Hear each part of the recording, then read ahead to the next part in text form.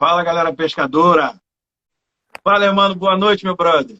Tudo Boa beleza? noite, meu amigo. Tudo certo, Bruno? Tudo tranquilo? Tudo tranquilo, graças a Deus. E você? Tudo bem, felizmente. Muito obrigado aí pelo convite para participar dessa live super bacana. Estamos aí à disposição.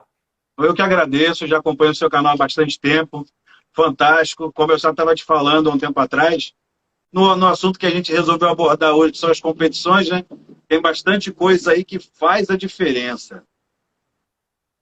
Pode ter certeza que sim. Realmente, eu costumo dizer sempre que a pesca de praia ela é um tabuleiro de xadrez, né? São pequenas jogadinhas, pequenos detalhes, pequenas peças que você move que podem ser toda a diferença entre ali um sucesso ou um fracasso da sua pescaria. Cheio de detalhe e competição, então nem se fala, né? Porque depende de muitos outros fatores que você nem sempre pode estar escolhendo o local, nem sempre pode estar escolhendo onde você vai pescar. Tem que lidar com as circunstâncias de forma completamente diferente. Então, saber mexer nessas pecinhas é extremamente importante e determinante para o sucesso ou não, né? Aqui, às vezes, a gente depende muito da temperatura da água para o comportamento do peixe, a atividade do peixe, né? Tá maior, tá comendo mais. E lá não tem isso, porque lá, Rio de Janeiro, e aí onde você mora, a água é sempre gelada. Então, eu queria que você falasse um pouco de você e abordasse essas condições assim que permeiam essa pesca de praia aí. Bom, primeiramente, né, eu já pesco também há bastante tempo, né? Eu comecei a pescar ali nos meus, sei lá, 6 anos, 4 anos de idade. Meus pais também me levavam sempre para as pescarias. E a pesca de praia sempre foi uma paixão, assim, para mim. E desenvolvendo muito mais, logicamente, a partir também do canal. Com relação às competições, eu falo que eu não sou muito exímio competidor pelo fato de não ter muito hábito de participar de competição mesmo. Inclusive, agora muito recente, que eu acabei me filiando realmente a um clube de pesca federado e vou começar a correr campeonato estadual, tudo mais, mas nem sequer nunca participei de uma competição desse tipo, por exemplo, de campeonato estadual. Então é uma grande novidade, até por isso que eu falo que não sou muito adepto das competições, mas isso é uma coisa que eu acho muito legal dentro da pesca de praia, que é a possibilidade de você aprender com os outros. O pescador, ao contrário de muitas outras categorias aí de esporte que é extremamente competitivo, o pescador, por mais que competitivo seja, ele sempre olha para o lado, vai ver assim, pô, eu tô pegando aquele cara, tá pegando nada, ele vai tentar ajudar o cara de alguma forma, passar Uhum. alguma dica, algum conselho.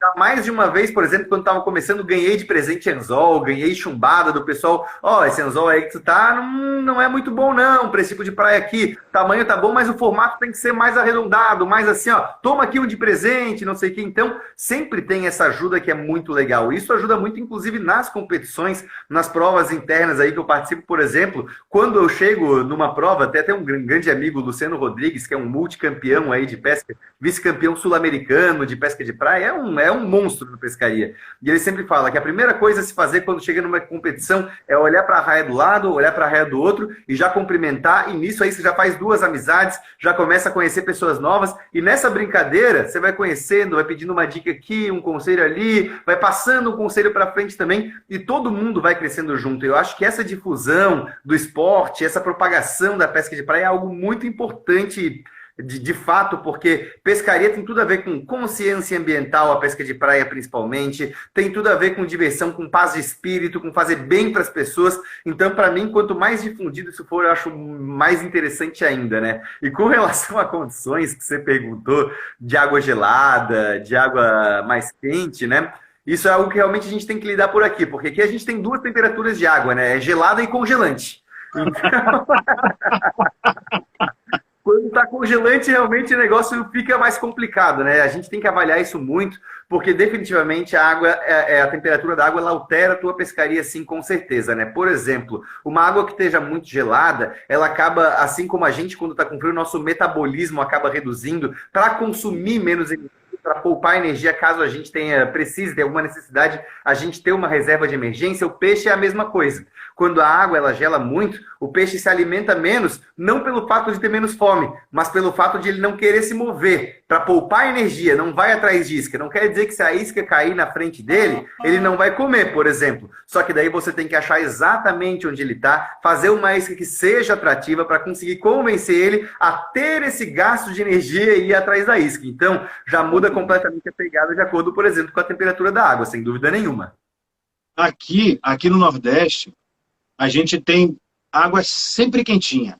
A água quase nunca tá gelada aqui. O máximo que ela chega assim, é uma água fria, O pessoal daqui se assusta às vezes. A gente está acostumado, né? Eu que estou sempre no Rio de Janeiro, agora em janeiro eu fui com minha esposa para lá.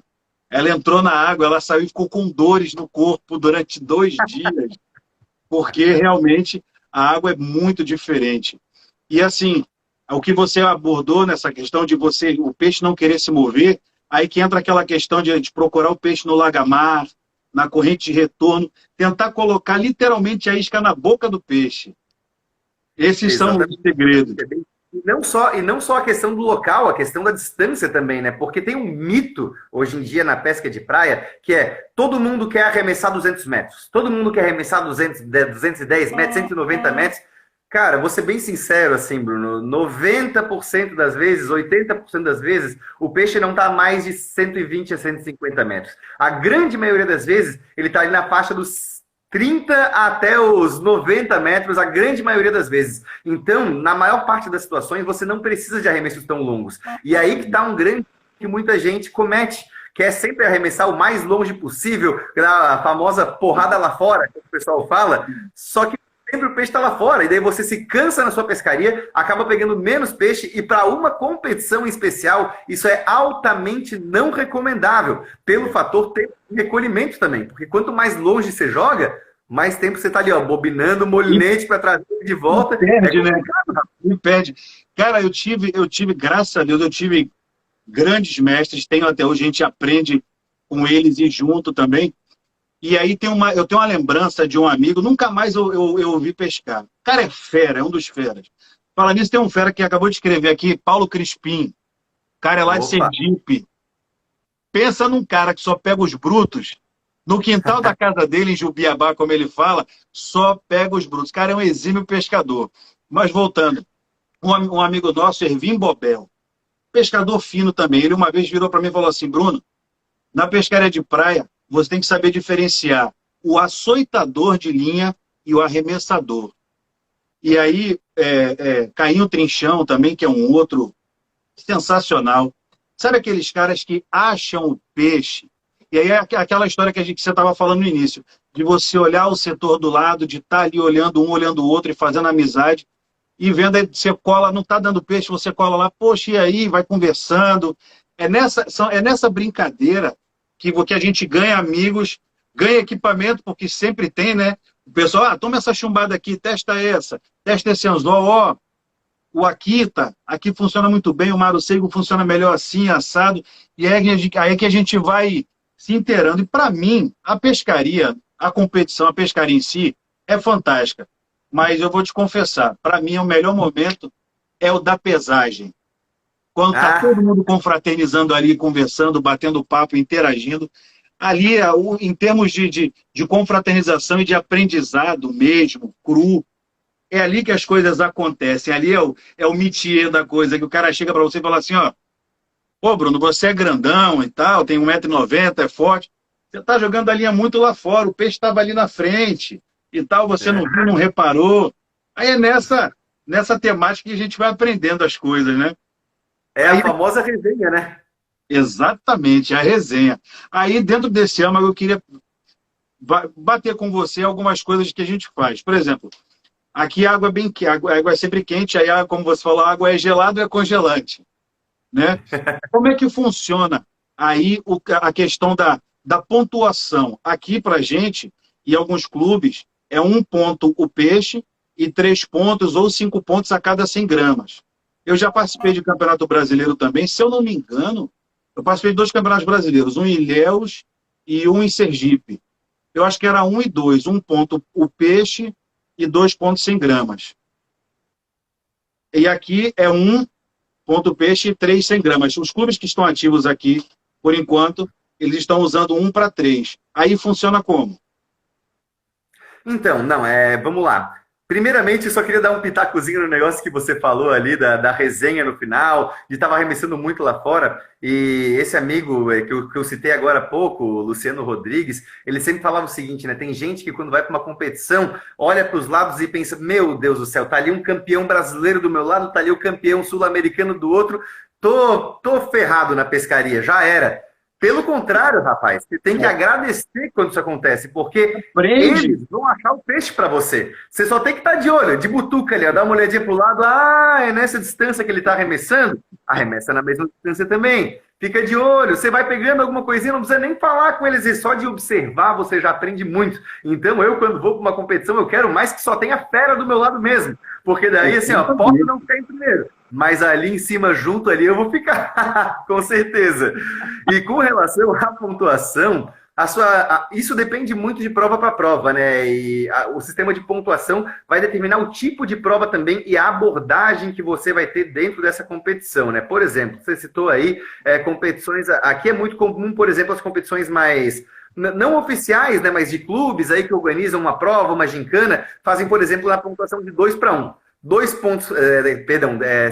para 5, na verdade. 2 pontos por peixe e 5 pontos para cada 100 gramas de peixe. Ou seja, já é uma competição que valoriza muito a qualidade dos peixes em detrimento à qualidade. Você pode já partir por uma abordagem de um anzol um pouquinho maior, ou uma isca mais caprichada, porque por mais que você vá pontuar bem, tirando muito peixinho, por exemplo, se uma pessoa do seu lado pega 6, 7 peixes maiores, grandes, isso já faz muita diferença no final, porque cada 100 gramas de peixe vale 5 pontos. Então é bastante diferença que isso dá. Agora, por exemplo, o campeonato estadual, aqui outras competições que são preparatórias, aí o pessoal usa muito como treinamento para o campeonato estadual, pagam na pontuação de 2-1. São 2 pontos por peixe e 1 ponto apenas para cada 100 gramas. Então, é uma competição que valoriza muito mais a quantidade do que a qualidade. Aí a abordagem já muda completamente, pode esquecer essa história de arremessar longe. Tem gente que nem leva equipamento grande, por exemplo, apenas equipamento de beira para arremessar no máximo até os 70, 80 metros e faz a pescaria assim, porque daí a velocidade, a agilidade é fundamental, porque, meu amigo, se já paga mais pontuação por peixe do que por peso, aí realmente tem que partir para a quantidade, não tem jeito não. Então, por aqui, é muito dividido de acordo com o tipo de praia. Isso é algo muito legal, viu, Bruno? Porque isso eles escolhem até mesmo as pontuações. Claro que no estadual é fixo, né? Mas essas provas de gincana, de clubes organizados assim, eles escolhem até mesmo muitas vezes de acordo com a praia onde vai ser realizada. Se é uma praia, por exemplo, que tem muita incidência de pampo bonito, de papaterra bonita, já fazem uma pontuação de 2-5. Já valorizam melhor a quantidade. Agora, se é uma praia que está muita pescaria de beira, aí já organizam uma competição de 2-1, por exemplo, para valorizar justamente a agilidade. Então, de acordo com a praia onde vai ser realizada, e aqui em Florianópolis, imagina, a gente tem uma infinidade de praia, né? Uma ilha que tem praia demais e de todo tipo, com todo tipo de peixe. Então, dá para fazer abordagens diferentes para cada competição de acordo com o local que você vai pescar. Isso é muito bacana porque tem de tudo. Aí você pode escolher a competição de acordo com a pescaria que você gosta de realizar ou até mesmo com o treinamento que você quer fazer. Se você quer treinar mais pescaria de beira, se você quer treinar mais pescaria de fundo, aí você escolhe as provas que você quer participar nesse sentido também. E aí tem limite do tamanho do peso? Do tamanho do peixe? Então, isso é muito legal, né? Porque é uma briga que eu sempre tive, na verdade. Até eu tinha uma certa... Não chega a ser uma rixa, mas uma birra, vamos dizer assim, com o campeonato estadual, com tudo mais, porque até pouco tempo atrás não é adotado a tabela do IBAMA. E isso para mim é um problema, porque vira muitas vezes um massacre, né? Vira muita pescaria de peixe pequeno e às vezes peixes que não estavam ali, que estariam na tabela do IBAMA, mas entrava de tudo. E isso para mim, essa matança, eu já não concordo. Não é algo que eu gosto, até porque eu sou um adepto do pesca e solte. Eu acho que sempre, quando possível, não deixo de comer o meu peixinho no final de semana também, mas realmente levo para casa apenas o que eu vou consumir, tentando evitar de levar excessos, né? Então, essas pescarias que geravam muita matança, eu acho muito triste, assim, me deixa chateado. Então, as competições aqui, elas começaram a ir recentemente e vem utilizando, felizmente, nesses últimos tempos, a tabela do IBAMA. Ou seja, né, papaterra, 20 centímetros. Se tem menos de 20 centímetros, nem adianta que não vai passar. Pampa. Pampa é um peixe que não está na tabela do IBAMA, assim como o carapicu. Então, tamanho é liberado. Corvina 25 centímetros. Você pegou com menos de 25, pode soltar que não vai passar na pesagem. Robalo depende de flecha ou peva, 35 ou 50 centímetros. Então você já tem uma noção, e eu, por exemplo, sou uma pessoa que no meu carrinho de pesca, tenho sempre a minha fita métrica. Então eu vou lá, peguei o peixe, mesmo na competição, se eu acho que não passa, eu meço ele ali rapidinho, vi que não deu medida, eu já pego e solto, por exemplo, porque daí você desestimula essa matança desnecessária na tabela do IBAMA, o que é muito bacana nesse sentido. E claro, daí peixes que não estão na tabela do IBAMA acabam entrando de todos os tamanhos aí. Mas isso já dá pelo menos uma boa filtrada para evitar que espécies que poderiam crescer muito mais, chegar na idade de reprodução pelo menos, evita que essas espécies sejam entrem aí numa medida de extinção, talvez, por exemplo, algo que eu considero muito bacana. Aqui, o Campeonato Brasileiro, os dois que eu participei, eles mantiveram até hoje a mesma linha. Eles têm uma medida, parece uma réguazinha e tem um furo. E o anzol não pode passar por esse furo. Ele tem que ter de borda a borda da curvatura do anzol no mínimo de 7 milímetros. Abaixo disso não pode pescar. E o mínimo de peixe de tamanho são 15 centímetros. No clube que está ativo aqui, que a gente está pescando, que é o Clube Pessal, esse ano foi colocada a norma para peixes a partir de 12 centímetros. Porque aí, exatamente isso. Isso é uma conversa que rende muito. Eu também sempre bati nessa questão de sempre prezar pelo peixe maior. Já pesquei muito peixinho em competição, porque às vezes você chega na competição, como eu chegava anos atrás, e você tinha uma infinidade, você não tinha limite de tamanho de peixe, você não tinha limite de quantidade, né? A gente só prezava pelos peixes que estavam no defeso ou peixe em extinção, que ali não... Muitas vezes a gente fazia assim, por exemplo, teve um campeonato que uma dupla de irmãos, amigões meus, Tarcísio e Maurício, eles pegaram 8 cações de violas. 8. Todos na faixa aí de 1,5 kg, mais ou menos. Dos 8, 7 foram liberados. Um só que morreu porque embuchou o anzol. E para tirar, pela boca ser, né, a boca posterior, a boca lá embaixo, para você colocar uma pinça, um sacanzol para tirar, enfim. Mas aí a gente pesava, tinham pessoas no campeonato que estavam com balança, e aí você pesava, fotografava ali e fazia a soltura do peixe.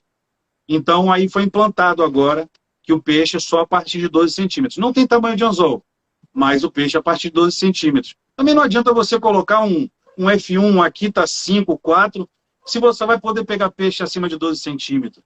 O peixe vai embuchar, você vai perder tempo e o anzol, talvez, muitas vezes, né? Então, e aqui, no nosso litoral aqui, a gente, assim, é favorecido porque a incidência de peixes maiores aqui é grande, que basicamente as praias aqui são tombo. Então, praia de tombo tem um forte balanço de substrato, pequenos crustáceos, pequenos peixes, e aquela cadeia alimentar fica sempre efervescente, né? Então, assim, para que eu vou pegar o peixinho lá, vou me concentrar no peixinho, se eu posso estar sempre pegando um peixe maior, mesmo que a pescaria seja fria? Eu, na pescaria fria, eu no mínimo, uma vara de 4,20, salvo quando minha filha vai e quer pescar, que eu levo uma varinha de 3 metros para ela. Mas é 4,20, 4,5, 4,20, 4,5 o tempo todo. E sempre, é lógico que a gente vai. Às vezes o peixe não está lá fora, às vezes o peixe está aqui na beira. Né? Uma certa feita, eu consegui pegar uma coisa raríssima. Eu peguei um beiju-pirá numa pocinha do primeiro canal, um anzol do Medina 5. Eu estava tentando pegar uma isca ou um carapicu, um barbudinho para fazer um filé e bater um beiju-pirá de 1,5 kg. Coisa que... Ah, história de pescador, não, tem filmado, isso aí já tem uns 8 anos atrás. Tem um filmado, fotografado, tudo, mas o negócio foi bruto. E aí entram essas coisas das normativas do campeonato, né? Aqui a gente tem basicamente a praia de tombo, e aqui uma outra questão que eu queria abordar, que é bem polêmica. Durante muitos anos, você tinha a isca permitida livre, desde que morta, né, nas competições. E aí, de uns 2 anos para cá, começaram a permitir o feromônio, a utilização de feromônio, né? Porque entrou sempre uma questão. Tinha muita gente, como aqui, a incidência de arraia é muito grande, sempre tem arraia. Então, assim, na última competição que eu participei, foi fraquíssimo de peixe, mas eu busquei, achei uma corrente de retorno, eu falei, não, ali tem uma arraia. Pau, foi bater e valer. Saiu uma arraia de 3 quilos e quase 4 quilos aí. E aí o pessoal começou a reclamar, porque a arraia é muito atraída pelo feromônio. Depois que começou esse debate, eu dei uma pesquisada e tal, e vi que realmente elas são muito atraídas por isso. Aí com aquela coisa, poxa, mas se tem no mercado, se você pode comprar uma vara de R$ 3.000, se você pode comprar um molinete X, se você pode comprar um anzol Y, a linha tal, por que você não pode comprar o feromônio? Eu nunca usei em competição. Certa feita eu utilizei ele, um amigo meu trouxe, era uma pescaria free, numa praia do quilômetro 60 aqui. Ele, pô, Bruno, eu trouxe esse feromônio aqui e tal, esse óleo. Aí ele mostrou um óleo. Para ser sincero, eu não senti odor nenhum. Dizem que a gente não sente o odor, né? Que é uma coisa que é para só os animais mesmo que sentem e tal. Coloquei no camarão, ficou uma noda meio estranha. Não vi grande efetividade, não. Mas utilizei aquela vez, ele colocou na mesa, toma aqui, testa aí. Não vi grande diferença, não. Mas as iscas aqui são qualquer isca morta, normalmente, qualquer tipo de isca morta. Inclusive, às vezes, no campeonato, você pega um peixinho, acaba sacrificando para tentar um peixe grande. Em alguns momentos, você pegou um barbudinho, tá vendo que o colega do lado pegou uma raia, pegou algum outro peixe grande, um bagre grande, pô, vamos botar um filé de barbudinho, eu vou sacrificar esse barbudinho aqui de 5 centímetros, fazer 2 filés aqui, vamos jogar para lá, ver se pega um bichão de 1,5 kg. Aí eu queria saber como é que é a questão das iscas para vocês aí. Então, na verdade, né, isso varia muito de competição para competição, né? Tem competições que são liberadas as iscas, você pode usar qualquer isca morta, desde que in natura, né? A exceção é a tatuíra que você pega na beira da praia. Então, a tatuíra é uma isca que você pode utilizar até mesmo ela viva, mas é a única também. Corrupto não, minhoca não, todas as iscas têm que ser mortas, mas isso somente nas competições aí que não são campeonato estadual, por exemplo, nada assim. Isso já é uma coisa que foi bem diferenciada até por conta desse uso de feromônios, porque, queira ou não, né, a tendência é você querer deixar uma competição que seja justa para todos.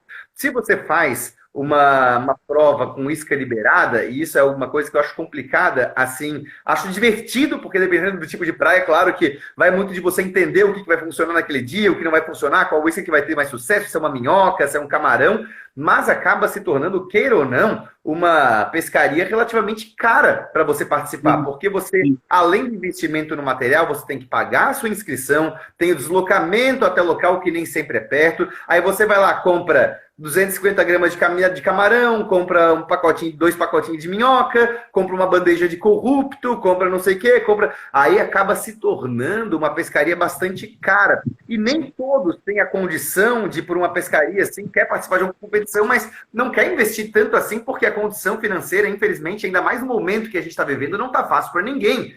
Então acaba ficando um negócio, muitas vezes, que quem investe um pouco mais numa isca diferenciada acaba levando vantagem nesse sentido. E isso eu acho uma coisa um tanto quanto complicada. E aí entra, por exemplo, o campeonato estadual e outras competições, não só é permitido apenas o camarão, por exemplo, aqui estadual é só camarão. E não só é apenas o camarão, como você não pode levar o seu próprio camarão. O camarão, ele é fornecido pela federação. A federação compra os camarões, divide em pacotinhos e cada pescador, eu quero um pacotinho, ok, vai custar, sei lá, R$ 15 o pacote. Aí você paga os R$ 15 e te entrega o pacote para ser aberto na hora da prova. Daí você não pode colocar feromônio, você não pode colocar nada. É aquilo ali. É o camarão que é entregue por eles mesmos, para ser inclusive até mesmo o mesmo tipo de camarão para todos. Um dos efeitos, além de isso baratear a competição para os competidores, não ficar quem investir mais, por exemplo, porque vai ser a mesma isca para todos, gera essa igualdade e acaba fazendo o quê? Fazendo com que a pescaria dependa muito mais da habilidade do pescador em si.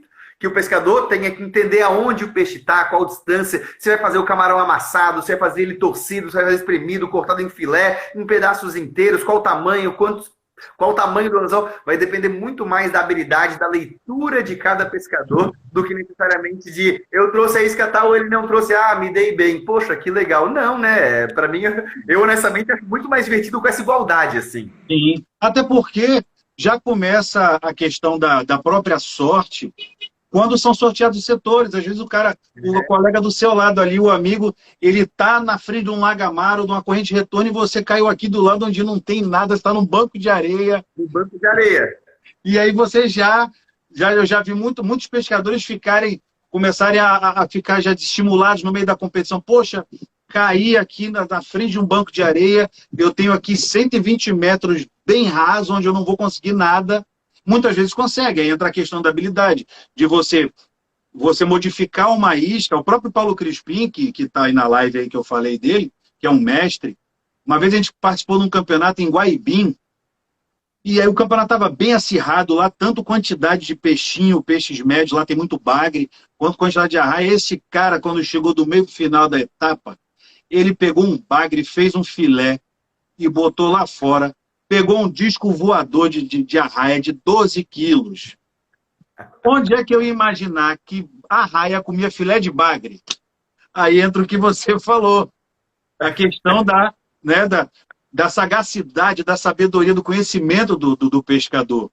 Está muito mais em cima disso. A gente tem que ser versátil, porque a gente já não é igual a gente pesca fria, que a gente chega na praia e fala, não, é aqui que eu vou pescar. Você tem um setor e tem que chegar lá e dar o seu máximo para você conseguir desenvolver o máximo possível.